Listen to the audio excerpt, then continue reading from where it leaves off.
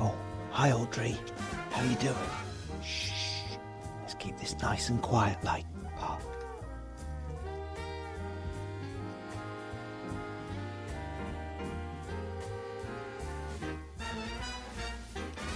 Oh wow, Santa's even got my logo on there, Audrey.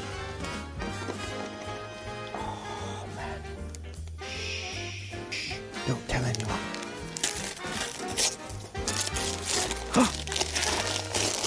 What is it? What is it? What is it? Yes!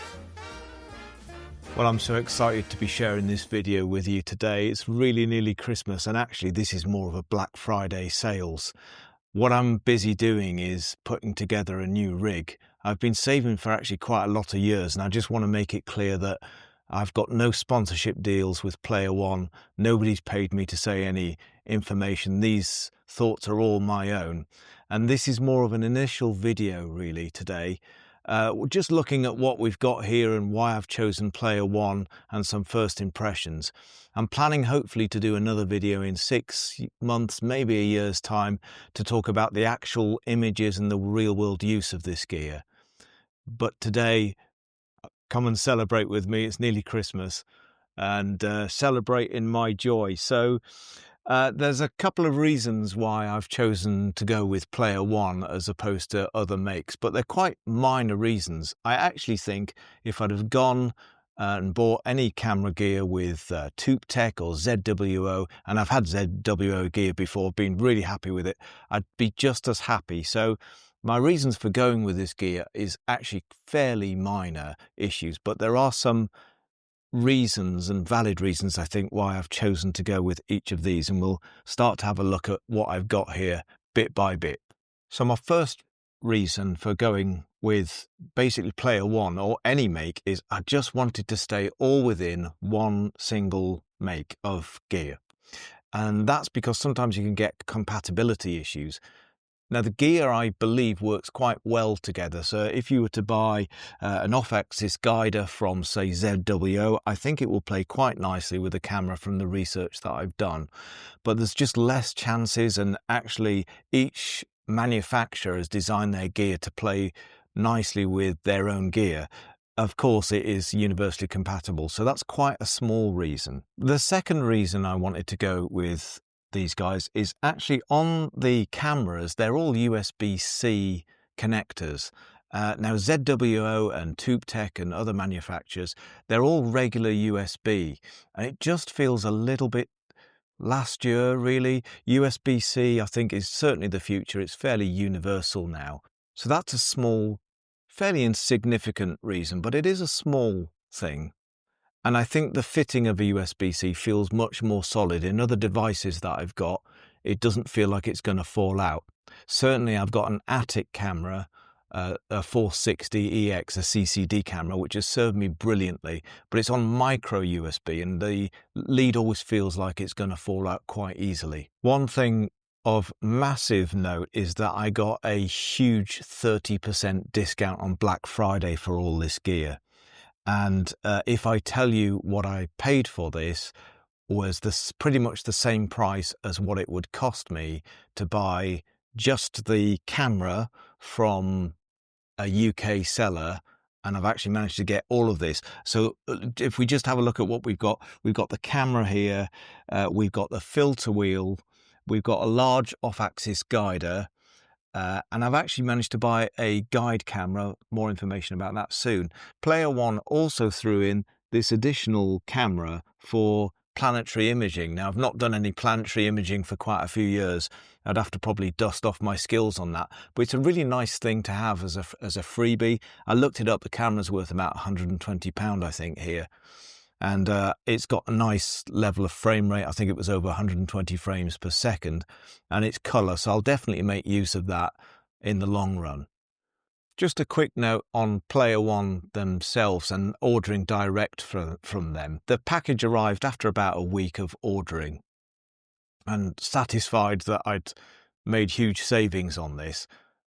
when I opened the box, it was almost origami-like in the way that they'd packed the boxes, very carefully packaged, and there was no space for any of the boxes to rattle. So that gave me enormous confidence from the offset that I'd made the right decision ordering direct from Player One. It was a really good experience. A couple of other things that set apart Player One from some of their competitors. On the camera, you'll find that the position of the tilt plate is actually behind the housing of the camera, and that's really quite a significant thing.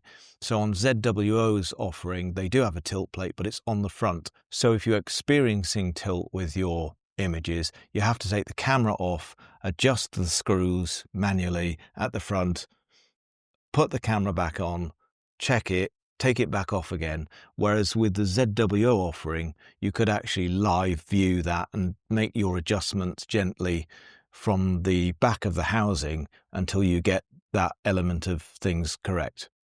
And finally, a slightly shallow reason, but I actually just like the colour of the camera. Nothing against the blue of ToupTek, it's lovely, but I prefer the red. I prefer how all of the gear looks, and it's in keeping with the look I'm going for. So this new rig is going to be largely red and grey, and I didn't want blues and greys and reds and different shades of red all over the rig. Now, I know it doesn't matter in the instance of being under the darkness. Yes, nobody cares.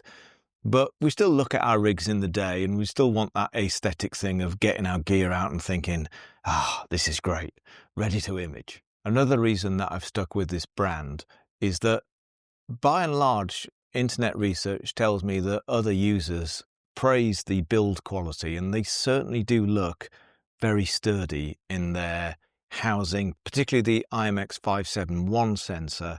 It just looks really solidly housed well within its structure, and it just feels a little bit better than the competitors. Certainly that's what others are sharing online. So let's come to the off-axis guider. There are a few advantages with this off-axis guider, not least the mirror is pretty large. It's 8mm by 14mm, which is a lot bigger than the competitors. If you go to Ascar, I think theirs is 10mm by 10mm. And I think ZW have got various sizes in and around that, but I think this is a little larger than the competitors. Now, a large mirror on an off-axis guider is not that important if you're imaging, say, around the 500mm focal length. But if you're choosing to image at a longer focal length, and I'm planning to put this and take it off of around about 500 or 400mm and onto 1400 of my Edge HD, then actually sensitivity of mirror, size of mirror becomes an issue, because you want a wider field of view, and with your wider field of view you're going to capture more stars, whereas the smaller mirror you're going to see less stars. So it is an important consideration, and again, that was another tick for this system. Now, to go with a large mirror, you also need to really think about your guide camera size. There's absolutely no point having a large mirror if your sensor size is tiny and not really making the best use of the mirror. So I've gone with this Xena IMX 249, I think is the designation, and it's quite a nice camera. It's probably Player One's most expensive offering, but it does have a nice wide sensor of 7.1mm by 11.3mm, and it's also one of the more sensitive cameras available, so it'll pick up plenty of guide stars regardless of focal length. It's a good all-round camera. I've got to be honest, if I was only imaging at around 500mm, I probably wouldn't have gone for this guide camera. I'd have saved my money and gone for a cheaper camera, probably with smaller pixels. The pixel size on this is, I believe, about 5.4, but I'd probably go for one that's got a pixel size of around 3.6 if I was only imaging at a smaller focal length range. But as I've said, this is very flexible. Now, there's not really a lot to say about the filter wheel, apart from I quite like the matte finish on it. It's quite nice.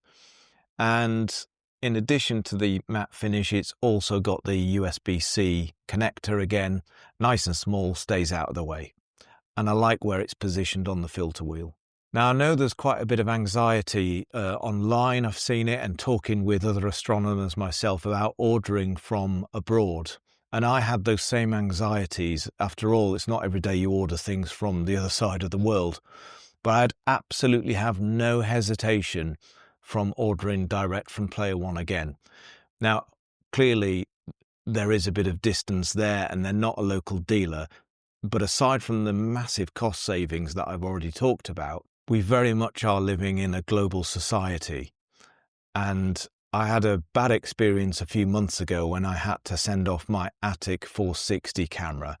Now, Attic were originally a British firm based in Norwich, but they've since restructured or relocated, I'm not quite sure which. But it was a simple motherboard repair, and I had to send it all the way to Portugal. The camera was actually gone for 10 weeks. Now, I'm fairly confident that if anything were to go wrong and I needed to ship it back to Player One, I'm fairly confident the turnaround would be a lot quicker than 10 weeks. I would estimate probably 1 to 2 weeks. I'm not entirely sure. I am talking in supposition a little bit here. And I'm also led to believe that when you go to local dealers, that's pretty much all they do anyway. They don't have repair centres here. They still ship it abroad much of the time. So it's not something that I would have concern about again. And this whole experience, like I said, has given me enormous confidence. Well, I hope you've enjoyed this little video here today. I want to take this opportunity to thank so many people for subscribing. We're around 300 subscribers now at the point of filming, and I've been bowled over by the number of people watching. Thank you so much. I'm doing this for you and for altruistic reasons. And of course, if we get monetized later on, lovely, that's nice. But actually, I'm doing it more as an expression of my own creativity because I love astronomy, because I want to share with you. I want to wish you a very Merry Christmas. My name's Martin. You've been watching Adventures in Astronomy. Bye for now.